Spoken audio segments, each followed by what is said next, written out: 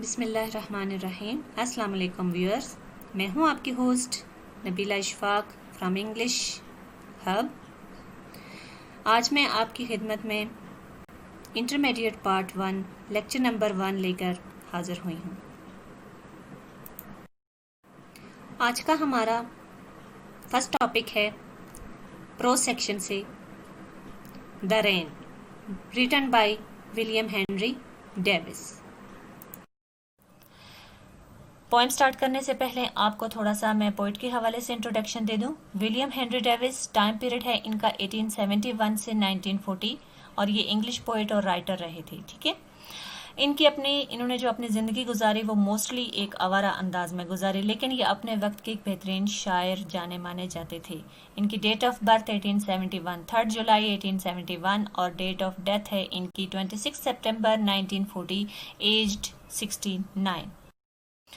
जी, अब हम अपने पोएम की तरफ चलते हैं। पोएम है द रेन।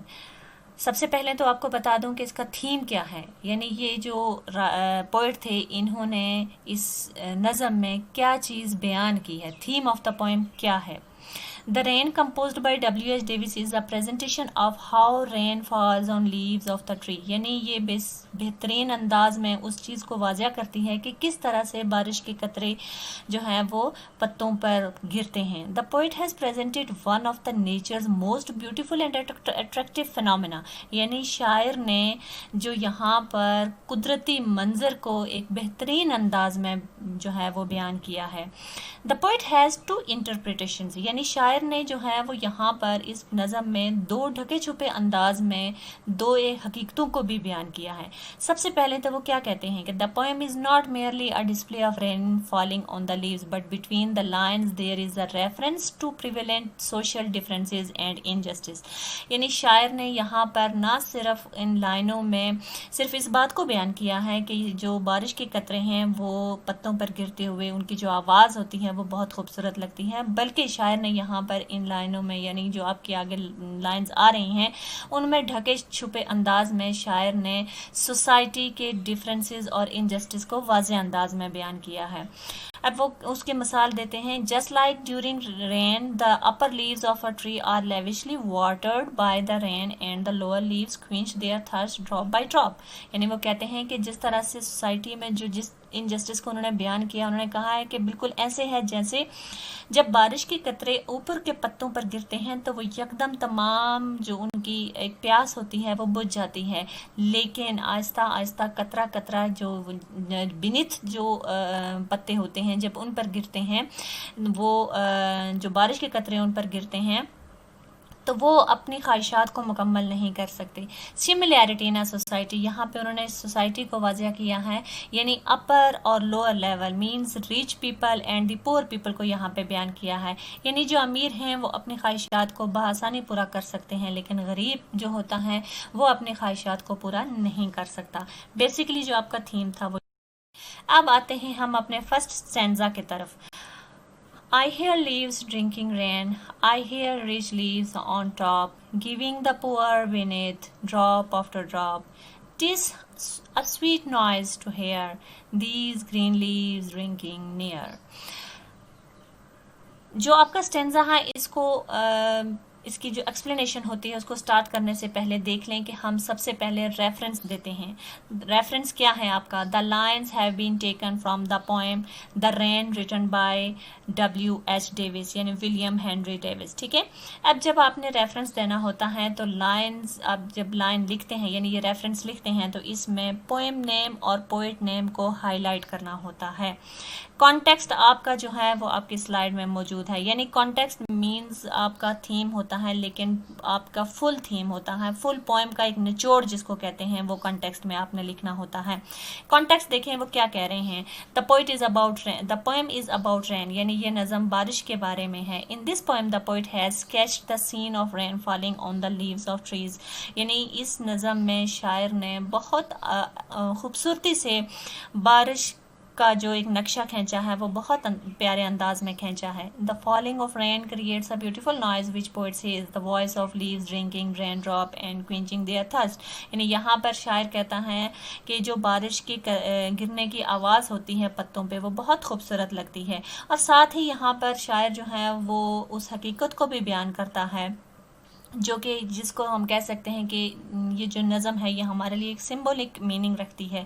और वो हकीकत आपको इससे पहले मैं बता चुकी हूँ कि सोसाइटी डिफरेंस को यहाँ पे बहुत वाज़े अंदाज में बयान किया है, लेकिन फिर उसके साथ शायर इस बात पे ऑप्टिमिस्ट है कि एक दिन ऐसा आएगा या एक वक्त ऐसा होगा कि जब जो ये इक्वलिटी है ये जो सोशली हमारा डिफरेंस है ये ख़त्म हो जाएगा और इक्वलिटी ज़रूर होगी। इसकी एक्सप्लेनेशन आप देख लें। The first stanza is a realistic depiction of और सोसाइटी। सबसे पहले आपने ये लिखना होगा और फिर उसके बाद जिन बच्चों के पास हैंडबुक मौजूद है वो अपनी हैंडबुक से ये एक्सप्लेनेशन लिख सकते हैं। देख लें आपकी एक्सप्लेनेशन क्या आती है। एक्सप्लेनेशन में राइटर कहता है कि शायर कहता है कि जो हमारे बारिश के गिरने की आवाज़ है पत्तों पर वो बहुत खूबसूरत लगती है और टॉप लेवल के जो पत्ते होते हैं वो कसरत से बारिश के कतरों को, बारिश के पानी को उनसे अपनी प्यास बुझा सकते हैं, लेकिन जो लोअर लेवल के जो पत्ते हैं वो अपनी प्यास नहीं बुझा सकते। इट लुक्स, अब यहाँ पे उन्होंने सिंबलिक क्या मीनिंग बयान किए हैं। It looks as the rich people give alms coins after coins to the poor. अब यहाँ पे वो कहते हैं कि ये बात वाजिया होती है इससे कि ये हमारी यानी ये जो नज़म है ये हमारी सोसाइटी की वाजिया पिक्चर को डिपिक्ट कर रही है कि जो अमीर लोग हैं वो थोड़ा थोड़ा जो है खैरात के तौर पर गरीबों को देते हैं। However the music produced by the falling rain on the leaves is soft and sweet. ताहम वो कहते हैं कि फिर भी अब उन्होंने दोबारा से वापस उसी स्केच पर चले गए हैं और वो कहते हैं कि ताहम बारिश के कतरे जो होते हैं वो बहुत हद तक खूबसूरत लगते हैं। सेकंड आपका जो है वो आ रहा है स्टेंजा आता है। सेकंड स्टेंजा की एक्सप्लेनेशन आपको मैंने यहाँ पे नंबरिंग के साथ वाजिया की हुई है। ये बात जहन में रखिएगा कि आपका फर्स्ट स्टेंजा हो या सेकंड स्टेंजा हो, reference to the context, reference और कॉन्टेक्स्ट तमाम स्टेंजा का सेम होता है, ठीक है। यानी आपने फर्स्ट स्टेंजा में जो रेफरेंस और कॉन्टेक्स्ट लिखना होता है, सेकंड स्टेंजा में भी वही रेफरेंस और वही कॉन्टेक्स्ट होगा। इसकी एक्सप्लेनेशन को मैंने आपको नंबरिंग के साथ वाजिया की है। सबसे पहले जो फर्स्ट नंबर पे आता है वो आपने स्टार्ट में होगी। The poet is optimist that just like the sunlight after rain brighten the day. ये आपने लिखनी है। और यहाँ पे देखें क्या कहते हैं शायर ने कहा है कि जो है मैं पुरुम्मीद हूँ कि एक जिस तरह से बारिश के बाद सूरज जब तुलू होता है तो वो तमाम अंधेरे को ख़त्म कर देता है, इसी तरह से एक दिन एक वक्त ऐसा आएगा कि हमारी सोसाइटी में जो है वो इक्वलिटी होगी। फर्स्ट आपने यहाँ से लेना है। सेकंड जो है वो आपकी बुक से आ रहा है जो कि मैंने उसको हाईलाइट किया है बुक पे यहाँ पे स्लाइड में नंबर 2 के साथ। और फिर थर्ड फिर आपका जो है वो ये आता है। ये आपने एक ही यानी पैराग्राफिंग में लिखनी होगा, लेकिन 1 2 3 करके नहीं, बल्कि जो है वो सिर्फ पैराफ्रेजिंग करनी होगी, ठीक है। और इसको जो है वो एक आपने पैराग्राफ में लिखना है। ये आपके जो पॉइंट थे इनके 2 स्टेंजा था और वो आपको मैंने एक्सप्लेन कर दिए हैं। नेक्स्ट आपके पास आ रहे हैं इसी पॉइंट से रिलेटेड दोनों स्टेंजास के सिनोनिम्स। फर्स्ट आपके सिनोनिम्स यहाँ पर ये स्लाइड में मौजूद हैं, rich, poor, beneath and sweet noise. और सेकंड जो आपकी आ रही है स्टेंजा आता है उसके सिनोनिम्स सेकंड इस स्लाइड में मौजूद हैं, ठीक है। Thanks for watching video.